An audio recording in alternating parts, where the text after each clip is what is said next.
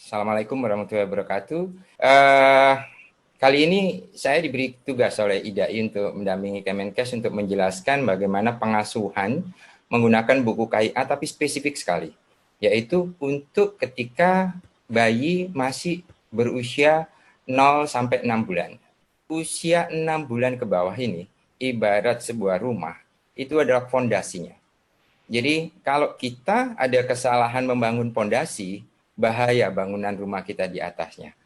Padahal pembangunan fondasi ini benar-benar dimulai di awal. Jadi ini keterlanjutan dari kondisi janin ketika masih di dalam kandungan. Tetapi kalau anak ada permasalahan di usia 6 bulan ke bawah, masih sangat mungkin untuk kita betulkan kembali. Jadi ini kayak dua mata sisi. Satu sisi adalah sangat penting karena fondasinya, yang menentukan kekuatan dia seumur hidupnya. Dan satu sisi lagi adalah kesempatan kita terbaik untuk mengetahui kalau ada hal-hal yang masih kurang di bayi baru lahir ini. Ya, jadi, ingat bahwa buku KIA kita telah direvisi Bapak Ibu sekalian versi 2015 dengan versi 2020. Hari ini saya akan menggunakan versi 2020, meski yang Anda bisa download di websitenya Kemenkes masih yang versi lama. Versi 2020 sebentar lagi akan diterima oleh masyarakat secara luas, masih dalam tahap verifikasi untuk percetakan dan finalisasi mungkin. Ya. Nah, ini buku KIA-nya, ya. Tetapi kita akan mengkhususkan pada bayi usia 0 sampai 6 bulan. Sebelum masuk dari materi buku KIA yang 0 sampai 6 bulan, karena kalau dibaca sangat remeh sekali. Memberikan senyum pada bayi kita, menggodanya, menampakkan mainannya dan lain-lain di depan wajahnya, sangat-sangat remeh dan mudah. Tetapi ternyata impaknya ke otaknya manusia, ke otaknya bayi, ke pondasi otaknya ini luar biasa. Kita tidak memanfaatkan waktu ini tidak akan datang untuk kedua kalinya di umur bayi itu dan itu seumur hidup.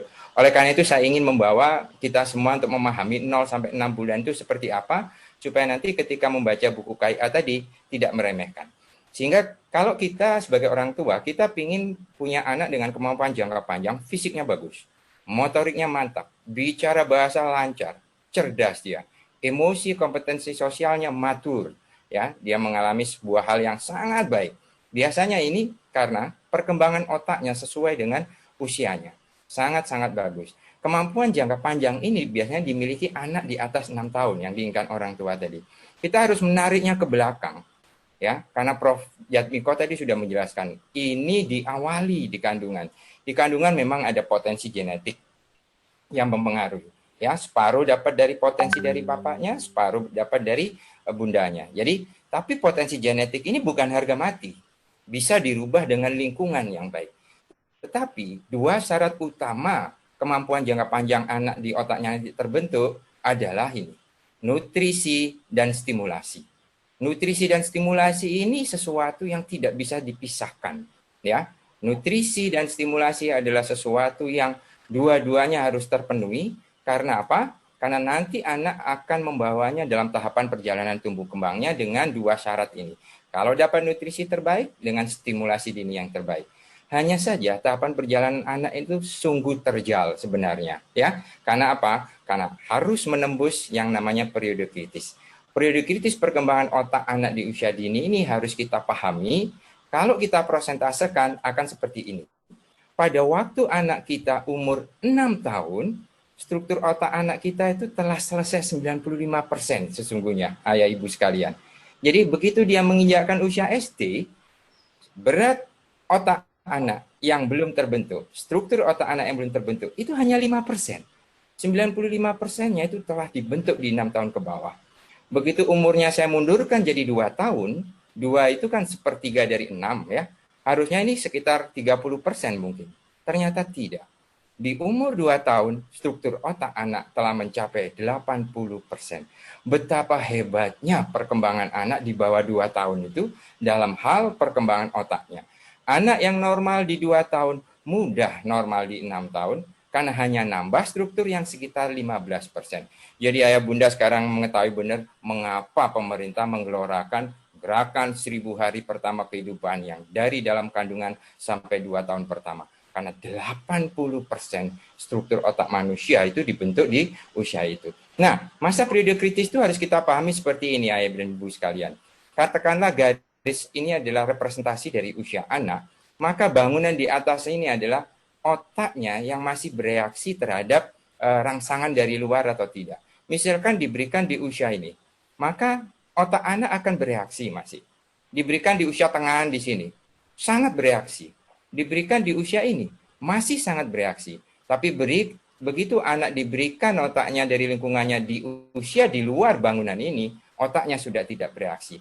Masa ini dikenal dengan masa sensitif. Jadi otak masih sensitif terhadap apa yang diberikan oleh orang tuanya, ya, oleh lingkungannya. Ini yang sering dikatakan dalam pidato-pidato, seringkali dikatakan anak adalah masa emas. Ya karena otaknya masih bisa berubah dengan diberikan lingkungan dari sekitarnya. Lingkungan memberikan positif, hasilnya positif. Prof. Miko tadi sudah bilang, lingkungan memberikan negatif, maka struktur otaknya untuk kemampuan negatif. Tapi di antara periode sensitif, ada satu periode yang di tengah yang puncaknya ini. Inilah yang namanya periode kritis. Periode kritis harus dipahami hanya satu kali seumur hidup anak, manfaatkan benar, umurnya terlampaui, maka periode kritis ini tidak akan datang kedua kalinya dan anak kita berisiko untuk mengalami gangguan yang permanen seumur hidupnya. Coba kita lihat rentang umur anak sesuai undang-undang kita, katakanlah 18 tahun dalam kandungan. Rentang waktu ini kalau kita lihat kan, nanti Anda akan tahu persis di mana 6 bulan itu ya, 6 bulan ke bawah. Di dalam kandungan sampai 18 tahun, ini representasi daripada usia anak. Dimulai dulu di dalam kandungan. Lahir di angka 0 ini, kemudian dalam 1 tahun, 1 bulan dia berusia neonatus atau bayi baru lahir ya. Dalam 1 tahun ini dikatakan bayi, kemudian sampai 2-3 tahun dikatakan toddler atau anak kecil, sampai umur 6 tahun dia dikatakan anak prasekolah, dan kemudian memasuki usia sekolah sampai umur 12, dan ditutup masa anak dengan masa remaja. Staging ini mohon jangan jadi hafalan. Tapi staging ini dimengerti di titik-titik yang saya lihatkan. Lahir 2 tahun, 6 tahun, 18 tahun. Di titik-titik itulah ayah bunda harus punya fully awareness terhadap apa yang dilakukan anak kita. 2 tahun, 6 tahun, 18 tahun. Coba kita lihat dari pertumbuhan fisiknya. Katakanlah di 18 tahun itu 100%. Ini pertumbuhan fisik tinggi badan, katakanlah ya. Lahir sampai umur 6 tahun itu selalu harus naik tinggi badan anak kita. Setelah itu dia akan datar kurang lebih di kelas 1, kelas 2 SD, tapi SMP dia akan naik lagi, dan 18 tahun dia akan mencapai puncaknya. Ini pertumbuhan fisik. Pertumbuhan organ reproduksi lebih landai ya, grafik warna hijau itu. Nanti pra remaja baru dia meningkat. Tapi yang tidak boleh ditawar adalah pertumbuhan otaknya. Pertumbuhan otak yang grafik warna merah ini, di lahir masih 25% otak anak itu dari struktur otak orang dewasa. 6 tahun tadi saya sudah jelaskan, 95%. Dan di 2 tahun, 80%. Anda bisa lihat ini, kalau persenan-persenan ini saya tetapkan, yang dibaliknya adalah grafik pertumbuhan daripada fisiknya anak dan otaknya anak, saya ganti dengan perkembangan nanti kita lihat. Sehingga di umur 2 tahun inilah sesuatu itu akan terjadi dengan sangat cepat, terutama perkembangan otaknya. Bagaimana dengan perkembangan kemampuannya? Yang saya lihatkan ini adalah pembentukan sirkuit otak karena ada rangsangan dari luar. Sirkuit pertama yang terbentuk adalah penglihatan pendengaran. Bapak Ibu sekalian bisa lihat, puncaknya adalah di 6 bulan. Jadi dokter THT, dokter mata itu punya rumus. Penglihatan pendengaran seorang manusia, seorang anak harus diketahui benar di bawah 6 bulan. Di atas 6 bulan, ini akan semakin menurun pembentukan sirkuit otaknya untuk penglihatan dan pendengaran. Di umur 6 tahun akan semakin habis dan semakin tidak terbentuk. Penglihatan pendengaran terbentuk, maka akan membentuk yang hijau ini. Akan terbentuk kemampuan bicara bahasa. Penglihatan pendengaran bicara bahasa terbentuk, maka akan terbentuklah kognitif alias kecerdasan. Anda bisa lihat warna-warna ini, di umur 6 tahun, 95% sirkuit otaknya terbentuk. Di atas 6 tahun ketika anak kita SD, tinggal 5%. Ayah dan bunda, pahamlah, 6 tahun pertama pertaruhan bagi kita orang tuanya untuk membentuk sirkuit ini. Jangan lupa, hari ini saya akan memberikan 6 bulan ke bawah. 6 bulan posisinya di mana? Coba Anda lihat. 6 bulan adalah pembuka semuanya. Puncak pertama penglihatan pendengaran adalah di usia 6 bulan di sirkuit otaknya. Sehingga berlakulah hal-hal yang seperti ini. Pertumbuhan fisik, nah ketika anak kita di bawah 1 tahun, terutama di bawah 6 bulan, aktiflah melihatkan sesuatu, aktiflah mendengarkan sesuatu, aktiflah memberikan sesuatu untuk dia raba. Setelah itu 3 kemampuan indera ini akan membentuk 4 kemampuan dasar sampai umur 6 tahun. Motorik kasar, motorik halus, bicara bahasa, personal sosial. Seperti yang nampak di video tadi. 4 kemampuan dasar inilah yang akan membentuk 2 kemampuan anak yang paling diinginkan orang tua. Apa itu? Dia cerdas dan berperilaku baik. Jadi ayah dan bunda sekalian, melihatkan sesuatu, mendengarkan sesuatu, merabakan sesuatu di usia 6 bulan pertama, itu adalah pertarungan membuat pondasi kecerdasan dan perilaku anak. Please, jangan diremehkan di 6 bulan pertama. Periode sensitif anak dikatakan di 6 tahun, otaknya masih sangat sensitif terhadap lingkungan sekitar. Periode kritisnya ada di bawah 2 tahun, dan di 6 bulan adalah periode pembukanya.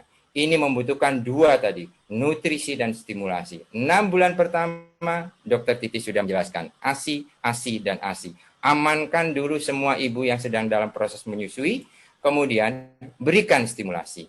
Stimulasi ini adalah kegiatan pemberian pengalaman sensoris melalui berbagai contoh, katanya Prof. Miko tadi. Contohkan pada anak, supaya anak itu menangkap dari inderanya, melihat, mendengar, meraba, untuk membentuk tatanan sirkuit otaknya. Ingat grafik saya tadi, ketika anak itu diberikan stimulasi pada waktu lahir, itu sinapsnya di otaknya masih sedikit. Tapi pada waktu 2 tahun, luar biasa banyak. Dan pada waktu nanti dewasa, itu makin berkurang, bukan makin banyak. Jadi puncak keramaian daripada sirkuit otak anak, itu di usia 2 tahun. Setelah usia 2 tahun, akan mengalami sebuah hal yang namanya pruning, atau mengalami sebuah proses seleksi sehingga berkurang. Nutrisi dan stimulasi dini menjadi satu pertaruhan. Periode sensitif di 6 tahun, periode kritisnya di 2 tahun, periode pembukanya di 6 bulan. Sekarang saya nanya dengan logika, tidak perlu ilmu kedokteran apalagi ilmu tumbuh kembang. Kegiatan apa ayah bunda yang harus intensif sekali di 6 bulan pertama, bisa dilanjutkan sampai umur 2 tahun, dan itu untuk kepentingan anak seumur hidupnya. Nggak ada jalan lain, yaitu berikan menyusui ASI. Eksklusif 6 bulan pertama untuk dibuka periode pembukanya, lanjutkan sampai 2 tahun. Maka kalau anak itu, ibunya, mamanya menyusui ASI pada anaknya, anak itu akan mendapatkan nutrisi dini yang terbaik. Dokter Titis tadi telah mengajarkan pada kita, dan stimulasi dini yang terbaik. Nutrisi dini nggak usah dikatakan tadi, sudah dijelaskan panjang lebar oleh Dokter Titis. Stimulasi tak tergantikan. Coba proses menyusui di gambar ini Anda pastikan. Penglihatannya, pendengarannya, perabaannya. Penglihatan, ketika seorang ibu menyusui pada bayi baru lahir sampai 6 bulan, mata bayi itu hanya bisa lihat antara jarak 8 sampai 15 inci. Itu persis jarak wajah ibu dengan wajah anak ketika menyusui ASI. Anak akan terlatih membedakan wajah ibu dengan wajah orang lain. Sehingga ayah dan bunda sekalian, ketika ada wanita menyusui, please amankan, lindungi. Karena itu bukan hanya asal memasukkan nutrisi. Ini proses pembentukan sirkuit otak anak. Brain development process inside. Ketika seorang wanita sedang menyusui bayinya. Penglihatan akan terlatih membedakan wajah ibu dengan wajah orang lain. Pendengaran. Ketika menyusui, panggil namanya, nyanyikan sebuah lagu, intonasi suara ibu masukkan dengan baik. Maka akibatnya bayi dapat membedakan suara ibu dengan suara orang lain. Jadi anak ini, pondasi penglihatan dan pendengarannya akan terbentuk wajah ibunya dengan suara ibunya sendiri. Ya. Yang ketiga, jangan meragukan pembauan. Bau badan ibunya ketika ibunya menyusui sang anak, ini akan membentuk struktur khusus pembauan yang letaknya paling bawah dan paling dasar, sehingga otak bayi terlatih mengenali ibu dari bau badannya. Sekarang nanti di rumah dicoba. Apakah anak Anda lebih responsif ke pembantu Anda, lebih responsif ke neneknya, lebih responsif ke Anda? Kalau lebih responsif ke neneknya, ke pembantu Anda, mulai berpikir, jangan-jangan kalah saya sama mereka. Melihatkannya, mendengarkannya, ya. Jadi cepat gantikan ketika prosesnya masih di bawah 6 bulan. Istilahnya, kalau Anda punya pembantu untuk mengasuh anak 6 bulan ke bawah itu, Anda punya 20 pengasuh, tetap pegang sendiri. meskipun Anda punya 20 pengasuh. Karena pembentukan ini tadi, ya. Sehingga anak yang mendapatkan ASI, menyusui ASI, selain nutrisi tadi, stimulasi yang tak tergantikan. Penglihatan, pendengaran, perabaan, pembauan akan membentuk interaksi sosial perilaku anak terhadap ibunya. Nah, kita kembali ke buku KIA. Yuk coba kita lihat apa isinya ketika di bawah 6 bulan. Ya, ini ketika di bawah 6 bulan. Perawatan di bawah 3 bulan. Cuci tangan dulu. Ingat, ASI eksklusif berikan sampai usia 6 bulan. Ciptakan rasa nyaman. Peluk, cium, ayun. Ingat, pembauan tadi. Peluk supaya bayi Anda tahu bau badan Anda. Senyum, tatap mata. Penglihatan, kembangkan. Karena 6 bulan pertama akan menjadi sesuatu yang sangat cepat di sini. Tirukan ocehannya, tirukan mimiknya. Ya, ini adalah proses pembentukan penglihatan pendengaran yang terawal. Padahal itu sangat penting. Begitu Anda melewatkan daripada masa ini, maka pondasi penglihatan pendengarannya tadi tidak terbentuk. Nah, jangan lupa memantau ketika anak ini berusia 3-6 bulan seperti apa. Apakah sudah bisa mengangkat kepala? Apakah sudah bisa menggerakkan kepala? Apakah mau menatap wajah Anda? Apakah bisa tertawa keras? Apakah bereaksi terkejut terhadap keras? Membalas senyuman Anda dan lain-lain. Ini prinsipnya yang saya jelaskan tadi, membentuk sirkuit otaknya. Bukan sekedar pengasuhan, bukan sekedar mengamankan. Mengenal ibu dengan penglihatan, penciuman, pendengaran dengan cara kontak langsung. Ya, jadi itu. Benar-benar cermati apa yang dikatakan Prof. Niko. 3 bulan awal, BCG-nya sudah masuk atau belum?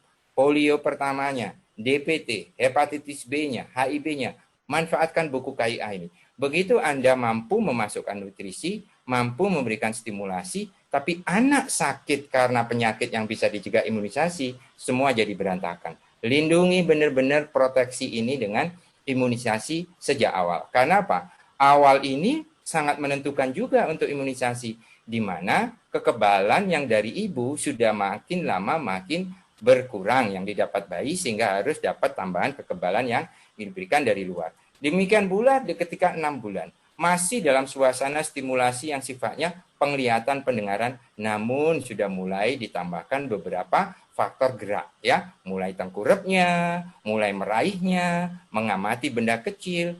Jadi orang tua yang punya anak di bawah 6 bulan, prinsip perkembangan otak anak akan terbentuk kalau orang tuanya jadi orang gila ke anaknya. Gila ngomong meskipun anaknya nggak menatap, gila tersenyum meskipun anaknya lagi cemberut, ya, gila diajak bicara ke anaknya, gila dalam tanda kutip positif.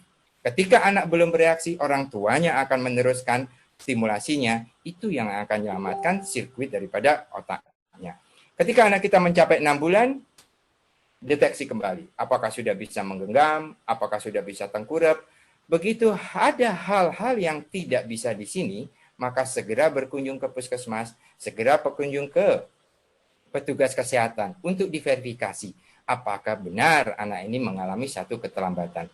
Andai itu benar, ingat prinsipnya tadi, makin usia muda, makin mudah untuk kita betulkan. Ini pertaruhan pada kita, apakah kita masih ada di sampingnya dia ketika di bawah 6 bulan.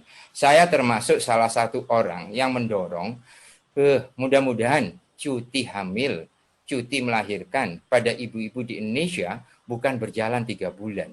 6 bulan menjadi sesuatu yang luar biasa indah bagi anak ini kalau ibunya masih ada di sampingnya ketika di 6 bulan pertama. Lakukan perawatan gigi di awal ini meskipun giginya belum kelihatan keluar, ya, gusinya dan lain-lain. Pantau pertumbuhannya seperti Dr. Titis tadi katakan, mengikuti kelas ibu balita.